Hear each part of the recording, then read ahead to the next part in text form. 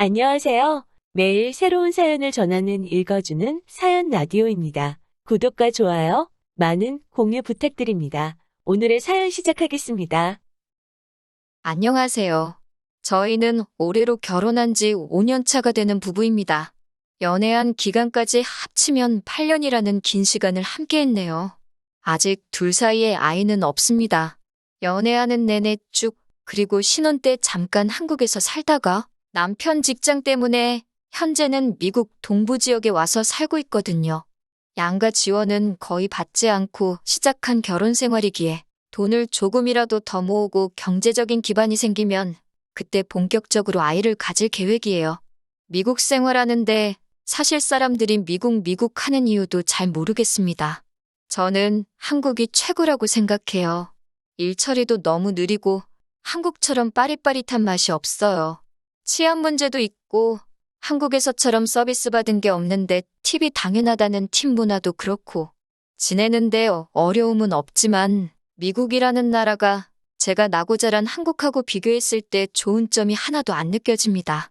그런데 혹시 미국에서 생활하면서 아이라도 생기면 자식 교육 때문에라도 눌러앉아서 살고 싶을 것 같아서 남편과 긴 상의 끝에 한국에 돌아가고 나서 그때부터 본격적으로 이세 계획을 세우자고 했습니다.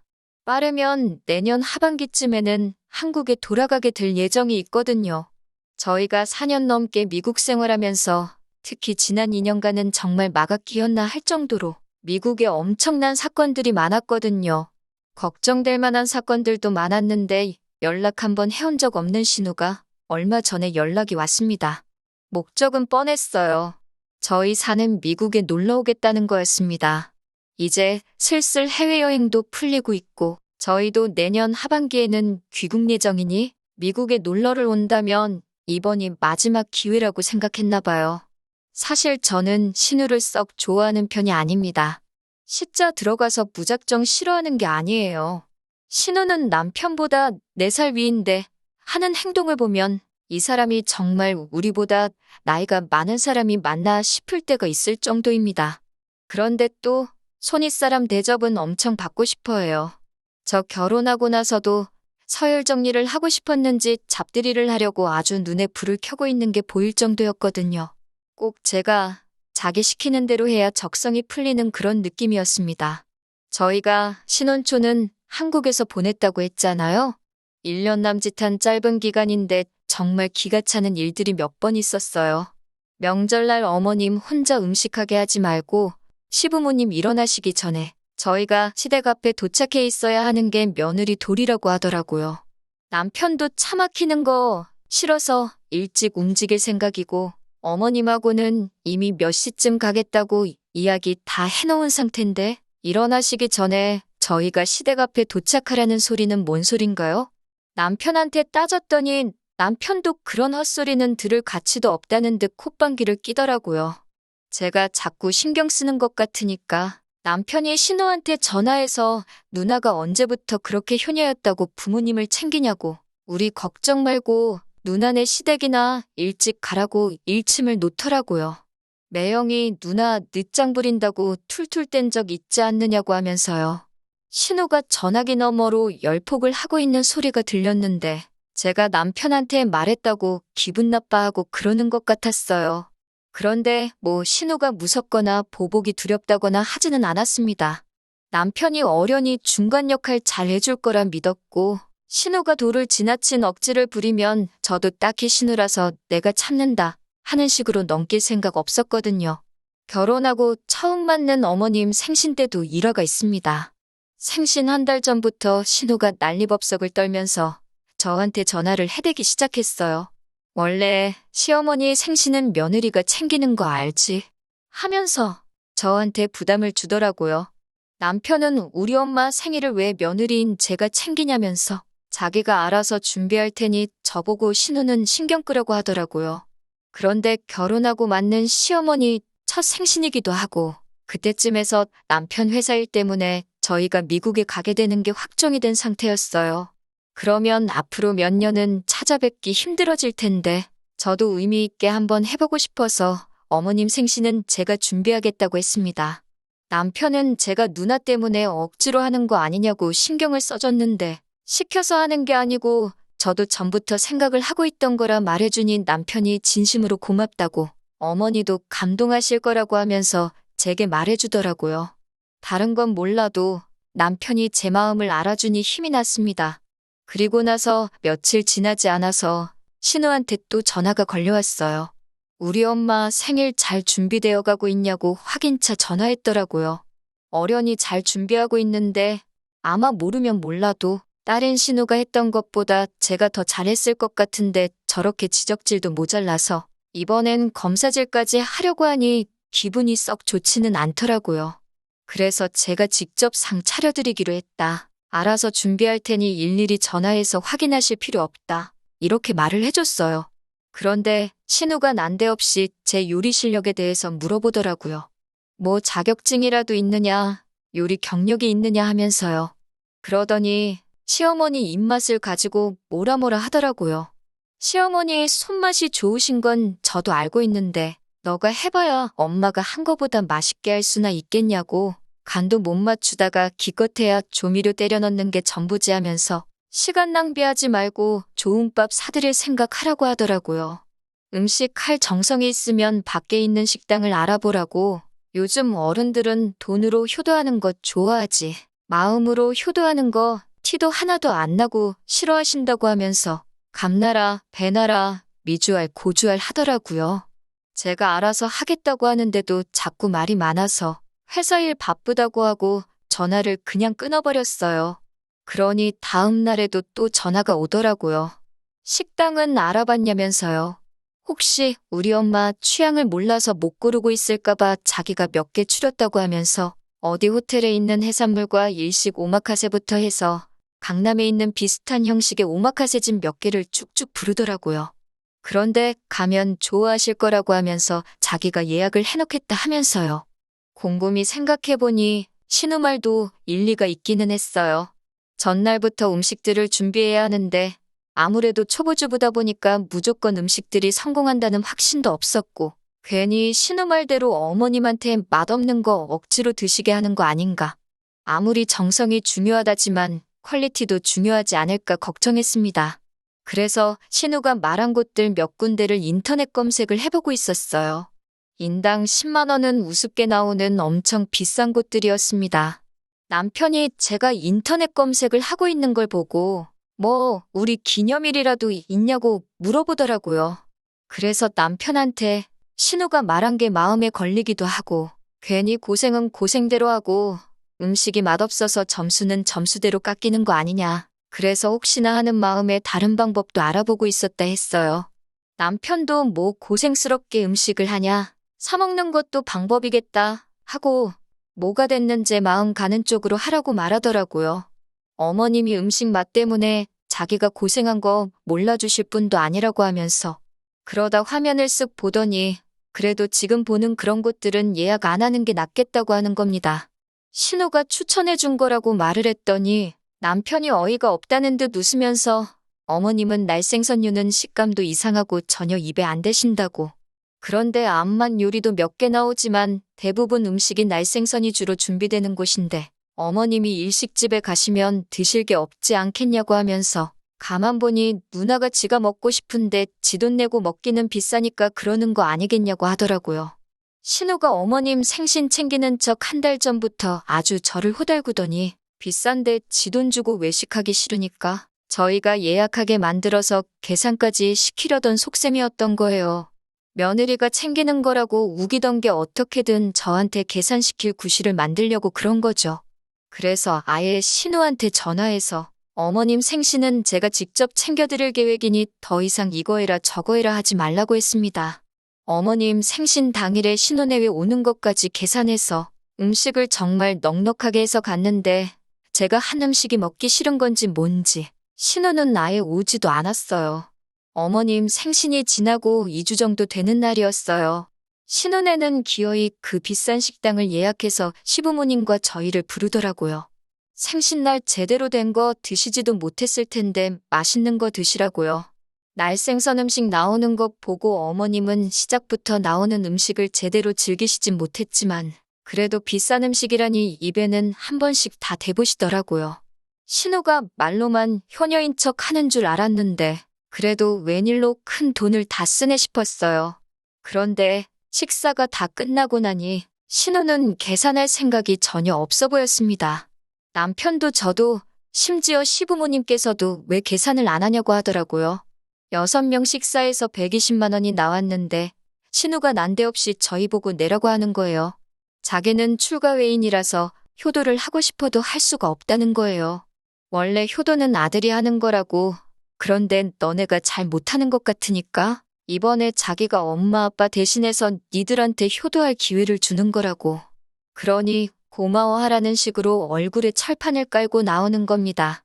어머님 아버님도 계시니 거기서 뭐라 한마디도 못하겠고 치를 떨고 있는데 자기도 시댁에서 자기 시부모님한테 제가 하는 것보다 몇 배의 효도를 하고 있다고 하는 거예요. 억울하면 시집을 오지 말았어야지 하면서 저보고도 이제 너도 출가회인이니까 시부모를 부모처럼 생각하고 잘 모셔야 한다는 겁니다. 그래서 제가 그냥 계산했어요. 저희 거랑 시부모님 거에서 80만 원 했습니다. 신우한테 무슨 말인지 딱 알겠다고. 그런데 신우는 출가회인이니까 남의 집 식구지 않냐고. 시부모님은 제 부모님이나 마찬가지니 제가 계산할 수 있는데 출가회인인 신우 거는 제가 할 필요 없지 않겠냐고. 그러니 두 분 드신 건 둘이 알아서 하시라고 했어요. 정말 얻어먹을 요량이었는지 비상금도 한 푼 안 가져온 것 같더라고요. 자기가 뱉은 말이 있으니 뭐라 하지는 못하겠고 계산해 주시던 직원분께서 계좌이체도 가능하다니까 40만 원도 통장에 없는 건지 우물쭈물 하더라고요. 보다 못한 아버님이 신우네 걸 계산해 주셨습니다. 아버님도 신우네한테 돈을 깜빡 잊고 두고 온 것 같다고. 사위 체면이 있으니 이건 당신이 사위한테 빌려주는 걸로 하겠다 하시면서 돈은 나중에 보내달라고 하더라고요. 그러니 신우 남편도 얼굴이 당황해서 어쩔 줄 몰라 하는 걸 보니 속이 다 후련해지더라고요. 밥 먹는 동안에는 호텔 1층에 있는 카페가 분위기가 끝내준다 어쩐다 했었는데 꼴을 보아하니 얻어먹기는 글른 것 같고 커피 한 잔에 10,000원씩 넘게 주고 자기들이 계산하게 생겼으니 1층 도착해서는 꽁지가 빠지게 뒤도 안 돌아보고 밖으로 나가더라고요. 신우나 아주버님이나 거지근성으로 똘똘 뭉친 한 쌍의 바퀴벌레 같았어요. 그래도 그런 부분에 있어서는 둘이 잘 맞아서 좋겠네 싶었습니다. 남편도 안 그렇고 시부모님도 좋으신데 신우는 왜 저럴까 싶었어요. 신혼 때 짧은 기간 동안 신우랑 있던 일만 나열해도 이틀 밤은 꼬박 새겠네요. 아무튼 본론으로 돌아와서 신우가 난데없이 미국에 놀러올 계획이 있다고 전했을 때 뭔가 꿍꿍이 속이 있지 않을까 하는 생각이 들어서 사실 그렇게 많이 내키지는 않았습니다. 그래도 남편은 오랜만에 가족들 만난다고 들떠 있어 보여서 오지 말라고 하기는 좀 그랬어요. 지난 팬데믹 기간 동안 해외여행도 힘들고 휴가에도 가족들 보러 귀국하는 건 꿈도 못 꾸던 상황이었거든요. 미국 내 분위기도 많이 안 좋았고 그러다 보니 거의 집에서만 시간을 보내 저희들도 심적으로 많이 힘들었고 외롭기도 했었거든요. 특히나 회사 다니는 남편이 그런 우울감이 더 심했는데 신혼애가 이번에 놀러 오면 오랜만에 가족들도 만나고 내년 하반기에 한국으로 돌아갈 때까지 향수병에 지쳐있는 남편이 충분히 위로받을 수 있겠다 하는 생각이 들었습니다. 좋은 게 좋은 거라고 저도 이왕 이렇게 된 거 기분 좋게 오라고 하지 싶더라고요. 신우가 미국에 오는 것 때문에 이런저런 통화를 남편 대신에 제가 자주 했어요. 그런데 요즘 같은 고환율 고물가 시대에 비싼 돈 들여서 오는 여행인데 너무 몰라도 뭘 모르는 것 같고 아무것도 알아보지도 않고 그냥 몸만 오려는 느낌이 더 들었습니다. 보통 어디 해외여행을 간다면 여기 정도는 꼭 가봐야지 하는 계획들을 가지고 있잖아요. 저희가 미국에서 거주하고 있는 곳이 뉴욕 근처이기는 한데 관광으로 유명한 맨하탄 시내까지는 차로 거리도 조금 있는 편이에요. 저희 집을 거점 삼아서 뉴욕 관광을 하면 그것도 방법이긴 할 텐데 맨하탄이라는 곳이 사실 특별한 애착이 없는 경우에는 2주 동안 구경 다니고 관광 다닐 만한 곳은 아니라고 생각하거든요. 마음만 먹으면 하루면 유명한 곳은 다 돌아볼 수 있을 정도예요. 그런데 신우는 딱히 어디 가고 싶다는 것도 없어 보였고 알아보는 느낌도 없었습니다. 남편은 누나가 원래 계획 세우고 행동하는 타입이 아니라고 크게 신경 쓰지 말라고 하는데 제가 느끼기엔 제사보다 제밥에 더 관심이 있는 그런 세한 느낌을 받았거든요. 남편은 어차피 회사에 나가야 하기도 했고 미국 내에서도 한국인이 운영하는 여행사가 많으니 누나네가 오면 근처는 우리가 같이 다녀주고 나머지 날들은 여행사에 소개를 시켜줘서 패키지 관광이라도 다닐 수 있게 해주자 하더라고요. 가장 현실적인 방법이기는 했는데 사실 내키지는 않았습니다. 여행사 통해서 패키지 상품을 구입하면 당연히 추가 비용이 들어갈 텐데 신우가 어떻게 나올지 눈에 보였기 때문이에요. 보나마나 그 돈 내기 싫다고 빽빽거릴 게 뻔한데 신우가 미국 와서 지내는 2주 내내 꼬박 어떻게든 내 돈을 지 돈처럼 쓰려고 들지 눈에 그 모습이 선하더라고요. 그런데 제 예상을 깨버렸어요. 아주 신우가 사람이 변해버린 거예요. 공항에서부터 면세점 봉투를 들고 오길래 지들 거 쇼핑했구만 싶었는데 저한테 선물이라고 주는 겁니다. 뭐 좋은 건 아니고 명품 브랜드 화장품이었어요. 남편 맛이라고 양주도 한 병 사왔더라고요. 신우가 이런 인사치레를 할 줄 아는 사람이었나 싶더라니까요. 여기까지 오느라 고생했다면서 점심도 사준다고 하길래 제가 혹시나 싶어서 메뉴판에 있는 것 중에 제일 비싼 걸로 한번 골라봤어요. 순식간에 표정이 일그러졌다가 다시 웃으면서 이건 좀 비싼 것 같은데 다른 거 먹자고 하기는 하는데 사람이 저 정도까지 바뀔 수 있나 싶어서 많이 놀랐습니다. 일단 저희 집에서 다닐 수 있는 곳은 같이 다니고 남편 출근한 동안 같이 뭐 뒷써주는 시간에 패키지 관광 같은 거 보내줄 테니까 그걸 다녀오는 게 어떻냐고 물어봤어요. 그런데 신우가 뭘 번거롭게 그런 걸 알아보냐고 그냥 동생네에 보고 싶어서 온 거라고 천천히 같이 시간 보내면 좋겠다고 어디 보내줄 필요도 없다고 하는 거예요. 갑자기 사람이 변하면 죽는다는 말도 있잖아요. 진짜 왜 저러는가 싶고 내가 아는 그 사람이 맞나 싶어서 소름까지 돋을 뻔했습니다. 제가 평소에 기억하던 모습이 아니다 보니 제가 신혼 때 1년, 그때도 몇 번 보지도 못했는데 그때의 경험만 가지고 신우를 너무 나쁘게만 생각했나 깊이 반성도 하게 만들 정도였어요. 조금 돌아다니다 보니 시차 때문에 피곤하다고 하길래 그냥 집으로 데리고 들어왔어요. 저희가 서재로 쓰고 있는 방을 손님방으로 개조해놨는데 이 정도면 지낼만 하겠다 하고 신우가 신우 남편하고 이야기하는데 정말 사람이 달라 보였어요. 신우라면 안방을 달라고 해도 충분히 그러겠다 싶었거든요. 그런데 그런 꿍꿍이가 있을 줄은 정말 상상도 못했습니다. 신우가 사온 양주랑에서 집 근처 마트에서 주전부리할 거 간단히 사가지고 술상을 만들었어요. 그리고 오랜만에 회포를 풀었지요. 남편도 오랜만에 가족을 만나니까 기분이 한결 나은지 전에 없는 밝은 표정으로 대화를 나누더라고요.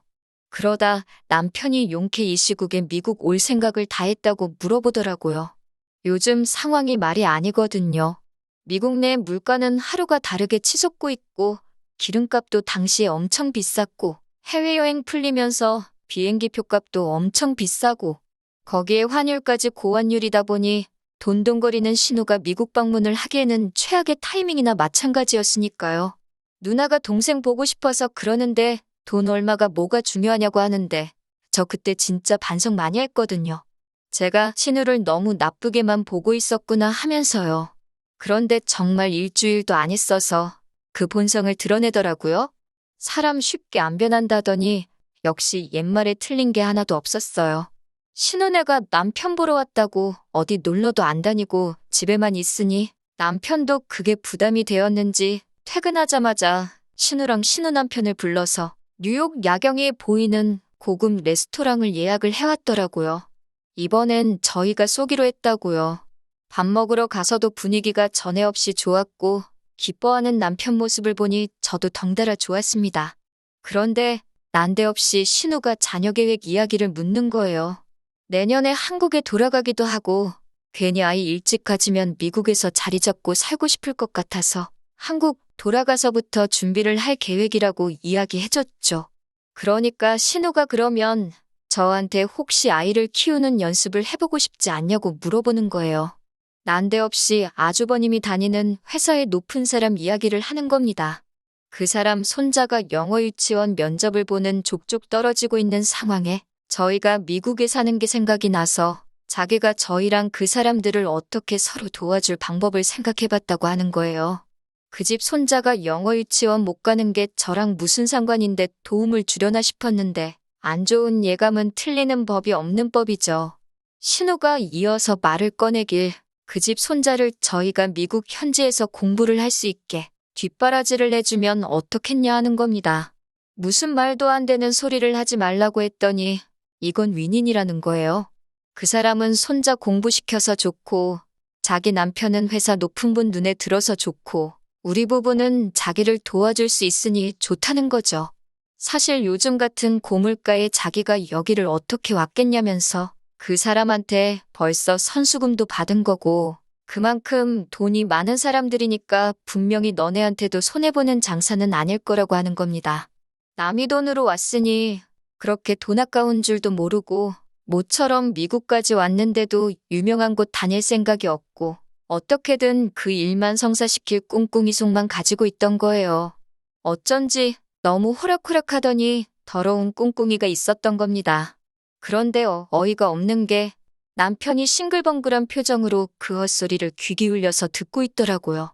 남편이 호응까지 해주니까 신우가 아주 신이 나서는 벌써 우리가 신우 남편 출세 위해 이 한 몸 희생하겠다고 받아들이고 아주 구체적인 계획을 말하기 시작했습니다. 남편한테 지금 뭐 하는 짓이냐고 정색을 했는데 남편이 저를 흘긋거리면서 눈 한쪽을 깜빡거리고 있는 거예요. 남편한테도 무슨 작전이 있다고 하는 것 같아서 그때부터 저도 눈치채고 남편 말에 맞장구 치면서 호응을 해주고 있었습니다. 그리고 나서 남편이 계산하고 온다고 자리에서 일어나서 저를 데리고 아예 식당 밖으로 몰래 도망 나와버렸습니다. 계산 같은 거 안 하고 그냥 나와버렸고 그리고 저희는 그 자리에서 차 타고 신혼여행 버려놓고 집으로 돌아와 버렸습니다. 집에 가는 길에 이게 뭐 하는 짓이냐고 신우가 노발대발하면서 전화를 걸더라고요. 좋게 사과하고 어떻게든 기분 풀어주려 했으면 편하게 귀국할 수 있게 하루 정도는 데리고 있어주려고 했는데 회사 높으신 분한테 선수금이라고 비행기표부터 해서 받아놓은 게 있는데 이런 식으로 나오면 어떡하냐면서 끝까지 적반하장으로 나오더군요. 너네 때문에 손해보게 생겼다고 그분한테 돈이라도 돌려주게 선수금 받은 걸 우리 보고 내놓으라고 하는 겁니다. 남편이 왜 우리가 매형 출세를 위해서 누군지도 모르는 집 자식을 키워줘야 하냐고 집에 두고 온 여행 가방이며 전부 다 국제택배로 한국으로 보내줄 테니 짐 걱정은 하지 말고 미국에 며칠 더 있던 말던 그건 우리 알 바 아니니까 알아서 하라고. 그리고 내년에 우리가 한국 돌아가고도 되도록이면 얼굴 보지 말고 남처럼 지내자고 무단칼에 잘라내듯 손절을 해버렸습니다. 무계획으로 왔다 보니 신우가 우리 집 주소도 어딘지 몰라서 그렇게 짐 찾으러도 못 오고 결국에는 아주버님하고 한국 돌아간 것 같더라고요. 신우 소식을 전해 들은 게 얼마 지나지 않아서입니다. 시어머니한테서 전화가 왔었어요. 아무래도 남매간의 일이다 보니 시어머니도 조심조심하셨는데 아무리 그래도 도는지들이 다 챙겨놓고 생판남의 자식을 맡아서 키워달라는 부탁하는 신우 편을 들어주실 수는 없었죠. 애는 우리한테 맡겨준다고 돈은 벌써 미리 땡겨받아가지고 회사에는 그 돈 도로 만들어준다고 결국 시어머니 돈까지 빌려갔다고 하더라고요. 그런데 회사 내에서는 결국 이상한 사람 꼴이 돼버려서 아주버님은 다른 회사로 이직하려고 알아보고 있다네요. 사람 참 쉽게 안 변한다는 말이 괜히 있는 말이 아닌 것 같아요. 이참에 신혼에도 이번 일을 계기로 거지근성 좀 버리고 조금 건강한 정신 상태로 무장해서 진짜 사람이 변할 수 있는 계기가 되었으면 합니다. 하지만 솔직히 변할 것 같지는 않은 게 제 생각이에요. 긴 이야기 들어주셔서 감사합니다. 오늘의 사연은 여기까지입니다. 구독과 좋아요, 알람 설정해주시면 앞으로 더 좋은 사연으로 찾아오겠습니다. 감사합니다.